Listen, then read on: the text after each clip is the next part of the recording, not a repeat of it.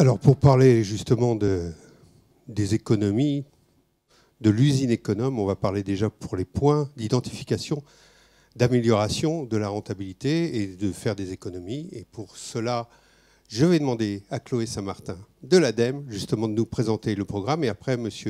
Émeric Lujan de Greenflex viendra nous présenter d'autres détails de ce programme. Madame, voilà, à vous. Merci, bonjour à tous. Chloé Saint-Martin, je travaille à l'ADEME Normandie. L'ADEME, pour ceux qui ne connaissent pas, c'est l'Agence de l'environnement et de la maîtrise de l'énergie. Et c'est une agence du ministère de l'Environnement. En fait, c'est le bras armé du ministère pour financer la transition écologique.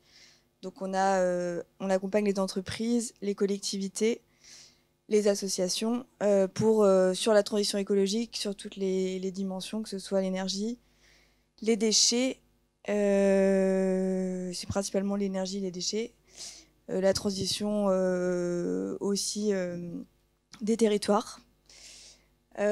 Aujourd'hui, dans le cadre de ce salon, je vais vous présenter une opération qu'on a mis en place au niveau national de l'ADEME qui s'appelle TPE-PME gagnante sur tous les coups. C'est la première fois qu'on met en place ce type d'opération-là. D'habitude, on est plutôt dans des systèmes de subventions aux entreprises. Là, c'est un système un petit peu différent que je vais vous expliquer. Donc, c'est un accompagnement qui est vraiment spécifique pour les entreprises. C'est un accompagnement qui se situe au carrefour en fait, du gain économique et du gain environnemental. C'est ce qu'on vous expliquait précédemment. Ça permet à l'entreprise à la fois de réduire ses pertes matières en matière, en énergie et en eau, de mieux recycler ses déchets et ses effluents, voire éventuellement de revoir aussi ses contrats avec ses fournisseurs ou son prestataire déchets, par exemple. Donc, ça permet aussi, du coup, de réduire ses factures en achat de matière, en fourniture d'énergie, d'eau et en gestion des déchets, et d'avoir, du coup, un impact moindre sur l'environnement. Savez-vous que 80% des entreprises peuvent économiser plus de 180 € par salarié et par an en réduisant leurs pertes énergie, matière, eau et en gérant mieux leurs déchets?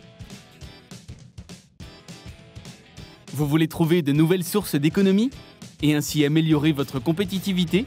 Si vous êtes un établissement de moins de 250 salariés de l'industrie, de la distribution, de la restauration ou de l'artisanat, l'accompagnement TPE et PME gagnante sur tous les coups est fait pour vous. Pendant 12 mois, un expert sélectionné et spécifiquement formé par l'ADEME vous accompagne pour identifier et mettre en œuvre des actions pour optimiser vos flux et faire des économies. Efficace et rentable, cet accompagnement ne vous coûte que s'il vous rapporte. En effet, vous ne payez qu'à partir d'un certain seuil d'économie identifié. Par exemple, si vous êtes une entreprise de 80 salariés, ce seuil est de 12 000 €. Si 8 000 € d'économies annuelles sont identifiées, vous n'aurez rien à payer. Au-delà de 12 000 € d'économies identifiées, vous ne devrez payer qu'une seule fois un forfait de 6 000 €. Ce forfait unique est constant, quelles que soient les économies identifiées, qui se cumulent année après année.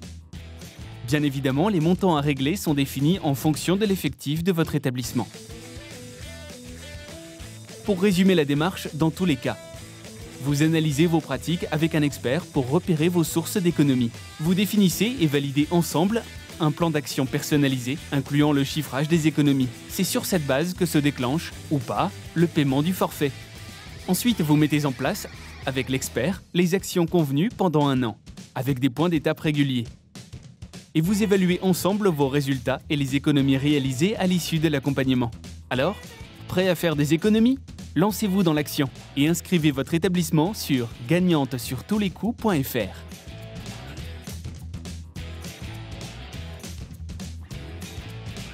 Voilà pour éclaircir un petit peu le dispositif.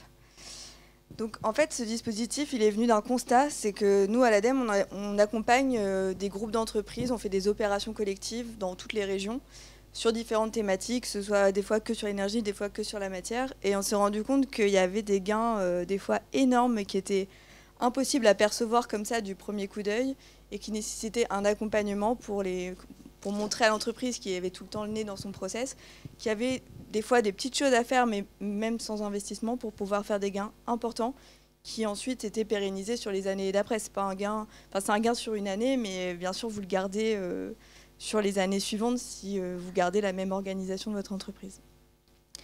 Donc l'accompagnement, il est réservé aux entreprises jusqu'à 250 salariés, donc et surtout entre 20 et 250 salariés. Enfin les établissements, pardon, parce que vous pouvez être dans une entreprise de plus de 250 salariés, mais si l'établissement fait moins de 250 salariés, il peut se faire accompagner quand même. L'accompagnement n'est pas adapté à n'importe quel secteur d'activité. Donc on privilégie les secteurs d'activité de l'industrie de la transformation, du commerce de produits périssables et de la restauration, parce que on a remarqué que c'est là où ça a fonctionné le mieux. Du coup, par opposition, l'accompagnement n'est pas adapté aux activités de BTP, transport, agriculture, industrie extractive, production d'énergie, gestion des déchets et de l'eau, commerce de produits non périssables et activités de bureau, évidemment.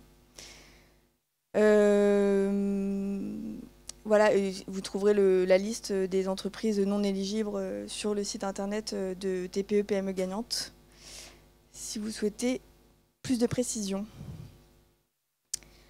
Alors, que contient l'accompagnement ? En général, c'est un accompagnement entre 6 à 10 jours, selon la taille de l'entreprise et les besoins. On commence par une visite sur site du prestataire qui aura été désigné pour vous, afin de collecter les données de coûts, de volume, de flux matière, d'énergie, d'eau et de déchets. Donc là, on épluche vos factures, on épluche tout. Ensuite, on hiérarchise ces données, on hiérarchise les enjeux et puis on privilégie, on essaye de chiffrer des actions prioritaires à mettre en œuvre pour réaliser ces économies d'énergie.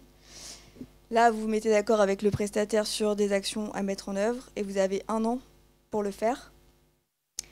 Et à la fin des 1 an, on évalue à combien vous avez effectivement, combien d'économies vous avez effectivement réalisées en mettant en place ces actions. Et voilà. Et aujourd'hui, on a déjà un retour d'expérience d'environ 300 entreprises en France qui ont déjà suivi cet accompagnement. Alors, le prestataire dont je vous parlais, il est sélectionné par l'ADEME. Donc, on a lancé un appel d'offres, on a sélectionné un certain nombre de prestataires. On entendra un retour d'expérience tout à l'heure. Donc en fait, ces prestataires-là sont outillés et formés selon une méthode bien précise sur les calculs de bilan de flux et de gains. Donc on s'assure qu'ils ont les compétences pour ça. Ils ont une bibliothèque de préconisation et les données de l'ensemble des entreprises accompagnées sont capitalisées. Et bien sûr, pour respecter la confidentialité de ces données ne seront jamais diffusées à titre individuel, mais sous de forme statistique comme je peux le faire là, comme vous allez voir par la suite. Donc voilà, le principe, c'est qu'au moment de la réalisation du plan d'action, vous mettez d'accord sur un plan d'action avec le prestataire. C'est à ce moment-là que vous allez payer ou non votre participation à l'opération à l'ADEME. Il faut suivre parce que c'est pas évident, mais en fait, en fonction de votre taille d'entreprise, si on a identifié un minimum d'économies, donc par exemple pour les 20-49 salariés, si on a économisé plus de 6 000 € d'économies par an, vous allez payer que 3 000 €. C'est-à-dire que dans tous les cas, vous serez gagnant de 3 000 €, voire plus. Et ainsi de suite, 50 à 99, si on identifie 12 000 € d'économies par an, ce qui peut aller très vite, vous ne payez que 6 000 € à l'ADEME. C'est pour ça qu'on dit que dans tous les cas, vous êtes gagnant. Et si jamais on identifie moins de ces seuils-là, vous ne payez rien du tout et vous êtes quand même accompagné. Donc, c'est pour ça que le paiement à l'ADEME se fait en une seule fois, à validation du plan d'action par l'entreprise et par prélèvement. Donc, pour les retours d'expérience, on a, bon, je disais aujourd'hui 300 entreprises qui ont été accompagnées. Et on a constaté en moyenne une économie de 200 € par an et par salarié. Donc bien sûr, c'est une moyenne. On a des entreprises très diverses, de tailles très différentes, de secteurs d'activité très différents, avec un taux de satisfaction de 92% pour les entreprises qui ont été clientes. Donc là, j'ai une petite vidéo. Avec l'ADEME, nous avons décidé de travailler sur les économies d'énergie. Grâce à l'accompagnement de l'ADEME, nous avons décidé de réduire nos déchets et nos pertes en production. Et avec l'ADEME, on a décidé de travailler sur la valorisation de nos déchets. Je vais vous démontrer en quelques secondes qu'on peut réaliser des économies tout en agissant sur l'environnement.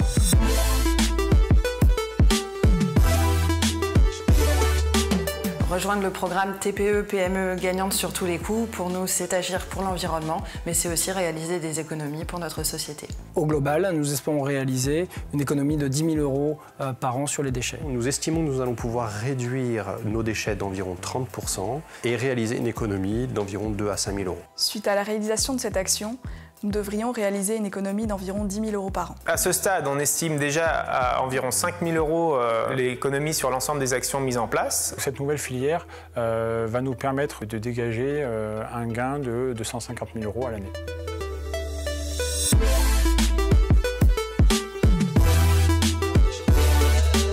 Alors si comme nous, vous souhaitez améliorer vos performances environnementales et financières, Si vous aussi, vous souhaitez réaliser des économies tout en agissant sur l'environnement, Faites comme nous. Adhérer au programme TPE-PME de l'ADEME.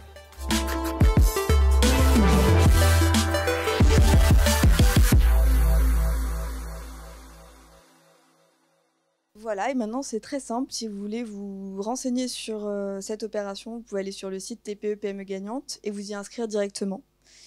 Et ensuite, on vous laisserez guider pour la suite. Alors pour aller plus loin, je voulais juste parler d'autres dispositifs qui existent, parce qu'en fait ce dispositif TPE-PME gagnante, il s'adresse principalement aux entreprises qui pour l'instant n'ont jamais exploré ces champs d'économie matière, eau, déchets, et qui souhaitent faire un premier pré-diagnostic qui peut ensuite les conduire à aller vers d'autres diagnostics plus précis sur des thématiques comme les économies de matières premières, les économies d'énergie, ou encore, pour aller plus loin, les démarches d'amélioration globale de l'impact environnemental, donc comme les normes ISO, le management de l'environnement, le management de l'énergie. Alors voilà comment on situe en fonction, en bas des moyens et en haut des économies, par rapport aux économies générées, les différents dispositifs qui existent, que ce soit à l'ADEME ou dans d'autres structures. Donc vous avez d'abord les guides qui sont à disposition de tout le monde ou qui sont plus ou payants ou gratuits, que vous allez trouver sur différentes thématiques.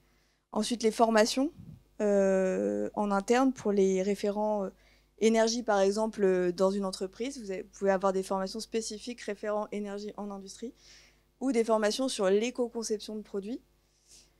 Ensuite, vous avez le pré-diag, ce qui correspond à l'opération TPE-PME gagnante, qui permet de faire un état des lieux de tous vos flux et de savoir sur lequel il faut agir en priorité.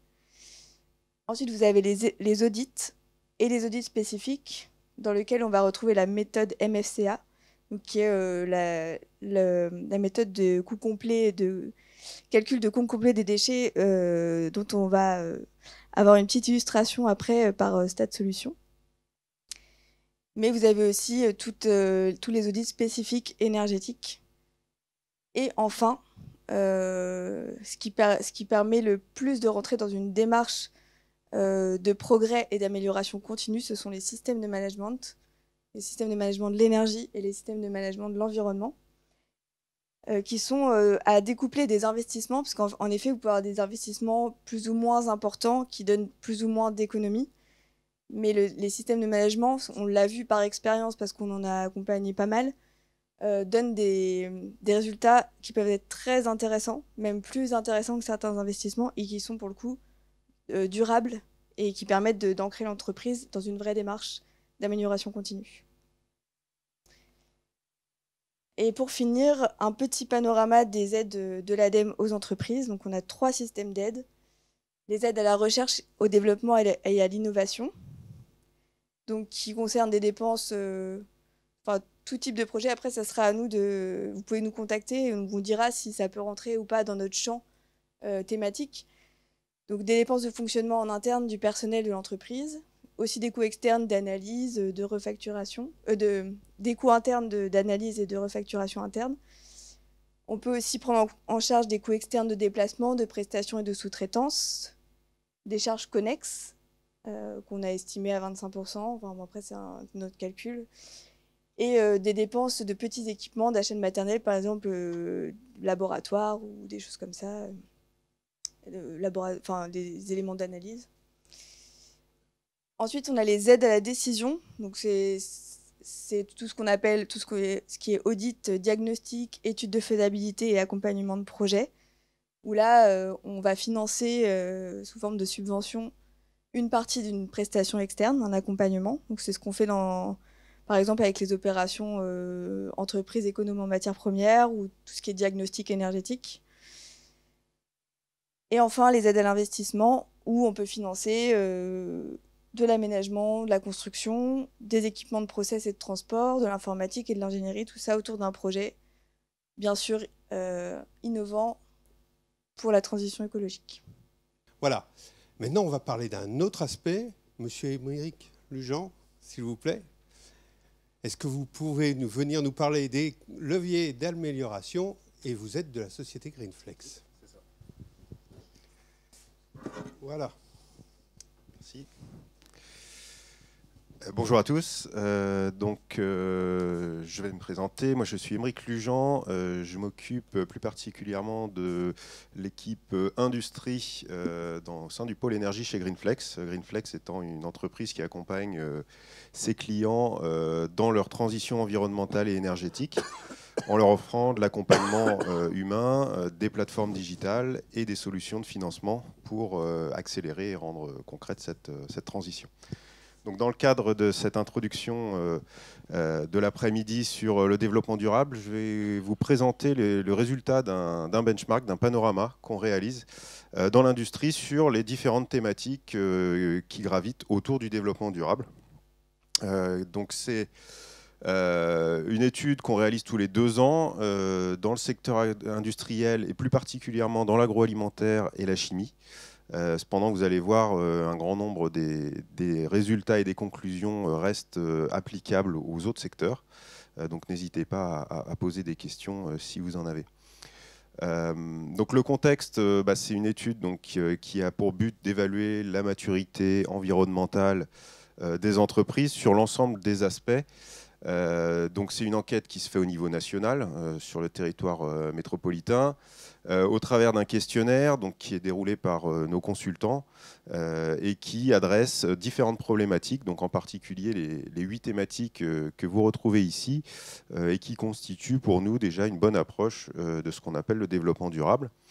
Donc plus en détail, on retrouve tout ce qui est autour de l'implication dans la RSE, donc responsabilité sociétale des entreprises, les sujets de valorisation des déchets dont on a parlé un petit peu dans l'intervention précédente, l'optimisation des consommations d'énergie et d'eau qui sont reliées, l'implication dans les énergies renouvelables, le financement de la transition, et puis enfin le sujet du jour qui est l'industrie 4.0. Sur l'ensemble de ces thématiques, on évalue la maturité des industriels avec qui on discute, donc 124 entreprises qui ont participé et on évalue donc sur un score général allant de 1 à 20. L'intérêt de participer à cette étude, c'est d'avoir derrière un retour personnalisé pour les entreprises qui ont participé et puis des résultats statistiques anonymisés pour l'ensemble de la profession. Alors, quelques éléments sur les personnes qui ont participé. Donc, je vous l'ai dit, on a commencé par les secteurs de l'agroalimentaire et de la chimie, avec des entreprises qu'on a voulu représentatives des secteurs, donc de toute taille. Vous voyez ici en termes de la répartition, en termes de chiffre d'affaires, en termes de nombre de collaborateurs et de fonction des personnes qui ont participé à ces entretiens, notamment des responsables environnement. Et je dirais sans surprise, mais pas que. On retrouve aussi des personnes de maintenance, des gens qui travaillent dans les départements énergie, voire même des directions de sites qui ont participé à cette étude. Quelques éléments sur les résultats de cette étude. Ils sont là. Donc les enseignements concernant la maturité environnementale des entreprises, elles dépendent de nombreux facteurs. Donc je vais présenter quelques-uns ici.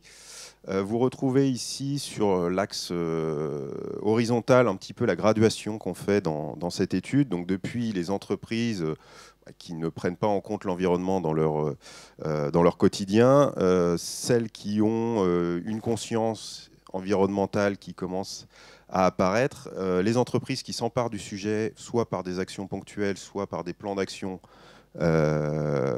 établis, et puis enfin celles qui sont au niveau de l'amélioration continue, voire qui intègrent l'environnement comme un élément stratégique dans leurs décisions. On voit qu'effectivement la majorité des répondants se situent dans le milieu, on va dire. Donc on a des actions ponctuelles, on a aussi des plans d'action, donc qui sont un ensemble d'actions plus structurées. Et puis on retrouve quelques leaders aussi qui ont déjà intégré le développement durable comme un élément de stratégie. Alors le résultat, donc assez peu de différence finalement entre la chimie et l'agroalimentaire. On a dans l'idée d'élargir ce panorama à d'autres secteurs pour essayer de vérifier un petit peu ce premier sentiment. En tout cas, on est assez proche en termes de résultats, sur une moyenne entre 8 et 9 sur 20. Là où se fait potentiellement la différence, ça va être sur la taille de l'entreprise. Et on s'aperçoit en fait dans l'étude que la taille de l'entreprise est un critère important, les grandes entreprises étant plutôt leaders sur ces sujets-là. Alors après, pour différentes raisons, des raisons réglementaires qui les contraignent, qui les obligent à réaliser un certain nombre d'actions. On retrouve l'obligation d'audit énergétique, de bilan de gaz à effet de serre, parfois des pressions aussi de leurs actionnaires et reporting extra-financier qui commencent à se mettre en place. Donc voilà, toutes ces raisons conduisent les grandes entreprises en fait, à avoir un score un petit peu plus élevé que les PME. Deuxième élément de différenciation, c'est les certifications dont on a parlé, notamment la 50001, la 14001 et l'ISO 26000, donc, qui est la norme au travers de laquelle on met en place un système de management de la responsabilité sociétale des entreprises. Et là aussi, on voit nettement une différence entre les entreprises certifiées et les entreprises non certifiées, ce qui rejoint du coup les propos de Chloé sur on va dire, le bénéfice attendu et surtout obtenu de la mise en place de certification. Et puis, dernier élément, c'est l'utilisation dans le développement durable en fait, d'éléments liés au financement. Et on s'est intéressé là, en fait, aux entreprises qui font appel à un ou plusieurs types de financement. Et là aussi, on voit finalement que ces entreprises-là sont aussi les entreprises qui ressortent comme étant les plus matures sur l'aspect développement durable. Par financement, on entend différents leviers. Ça peut être des subventions, bien sûr, ça peut être des incitations comme les certificats d'économie d'énergie, ça peut être des solutions packagées de financement structuré pour certains types d'investissements. Donc on entend vraiment tout type de financement. On voit bien là aussi l'écart de maturité entre les deux publics. Alors un petit peu plus en détail sur chacun des axes, puisque le but de cette intervention, c'est aussi d'introduire les différents sujets qui vont être regardés cet après-midi. On retrouve ici donc la note sur l'ensemble des axes. Et ce qu'on constate immédiatement, c'est que, alors je dirais que c'est assez contre-intuitif, mais les énergies renouvelables, l'industrie 4.0, la mobilité et le financement constituent encore des axes sur lesquels les marges de progrès sont les plus importantes. Donc ça peut être assez étonnant dans le sens où on parle beaucoup d'ENR en ce moment avec la PPE, avec beaucoup d'industriels qui annoncent des ambitions de neutralité carbone, voire des ambitions en fait, de réduction de leurs émissions de CO2 à des horizons différents. Et donc on constate aujourd'hui dans les résultats de cette étude en tout cas que dans les faits on n'est pas encore au niveau de maturité le plus important. Ensuite, quand on regarde chacun des leviers, donc si on commence du plus mature, on va dire, au moins mature, à descendre ces leviers, en commençant par la valorisation des déchets, on retrouve donc 58% des entreprises qui revalorisent à plus de 80% leurs déchets, donc qui sont très actifs. Bien souvent au travers d'externalisation, donc c'est des solutions externalisées pour revaloriser leurs déchets. Mais on retrouve aussi des entreprises, vous avez ici l'exemple d'Agendas, qui, dans son process, a réussi à réduire les déchets générés et collectés, et puis derrière à les transformer en une source d'énergie au travers de procédés de méthanisation, par exemple. On retrouve également des industriels du secteur du bois qui, là aussi, ont fait en fait d'un coût de traitement des déchets une opportunité pour générer de la chaleur ou de l'énergie. Donc là aussi, les déchets sont une source, une opportunité économique pour l'entreprise. Des leviers, donc là vous avez aussi dans la présentation, je l'ai pas dit, mais vous retrouvez effectivement le scoring des différentes entreprises, vous retrouvez des témoignages et puis vous retrouvez parfois aussi des leviers, puisque le but c'est de présenter les leviers d'action possibles. Donc là on présente en fait le schéma traditionnel d'un diagnostic concernant les déchets, donc depuis les achats, en passant par le stockage, le process, les emballages, et puis ensuite l'aval. Donc là aussi des actions qui sont accompagnées par l'ADEME notamment. Sur l'implication RSE des entreprises, donc là on retrouve aussi, on a choisi de mettre en avant les horizons temporels. Et on voit qu'effectivement, sur la RSE, beaucoup d'entreprises se projettent à long terme, en font vraiment un élément de stratégie, ce qui est une très bonne chose, qui explique d'ailleurs le résultat élevé, puisqu'on est sur une stratégie à plus de 10 ans pour la majorité d'entre elles. On retrouve beaucoup de labels aussi qui peuvent graviter autour de la RSE, donc qui peuvent aider les éléments de certification notamment. Et puis on retrouve les standards, donc, notamment l'ISO 26000 que j'ai mentionné un petit peu avant.